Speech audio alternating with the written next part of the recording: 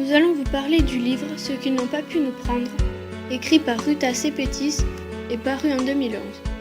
L'auteur est né en 1967 à Détroit dans le Michigan. Ce roman est le premier qu'elle a écrit.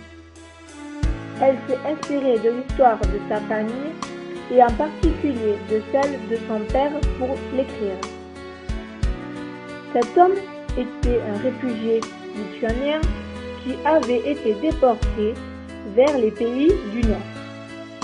Tout comme la famille du personnage principal du livre, ce roman appartient au genre historique et dramatique car il raconte la vie de réfugiés lituaniens.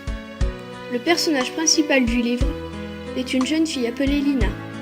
Elle et sa famille vont être amenées et déportées vers la Sibérie. Durant leur déportation, Lina va être séparée de son père. Le seul moyen qu'elle aura pour communiquer avec lui est de se faire des dessins sur des mouchoirs en papier.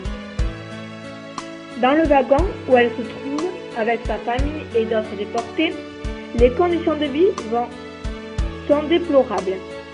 Il y a un énorme manque d'hygiène et c'est à cause de ça que certains personnages vont trouver la mort.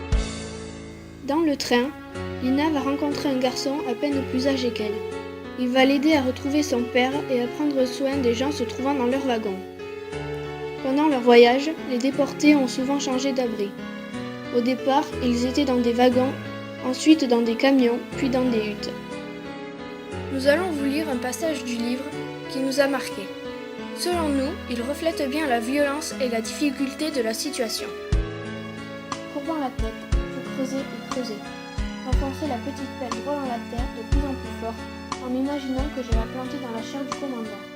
Mes bras tremblaient de fatigue, les doigts souffraient de crampes, mon visage et mon cou étaient brûlés par le soleil du matin. Qui plus est, le lait de ma robe était déchiré. Quand la pluie cessa, le garde nous reconduisit au camp. Nous étions couvertes de boue jusqu'à la taille. La faim nous tordait le ventre.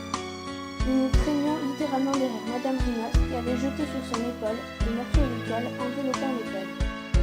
Nos mains restaient douloureusement contractées, comme si elles étaient toujours refermées sur les pelles sans manches, que nous avions tenues serrées pendant près de 12 heures. Nous conseillons ce roman à des lecteurs qui aiment le suspense, car ce livre en contient du début à la fin. À aucun moment, on peut savoir ce qu'il va se passer.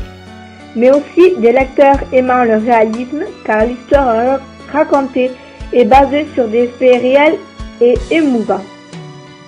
Nous espérons que cette vidéo vous aura donné envie de lire le livre.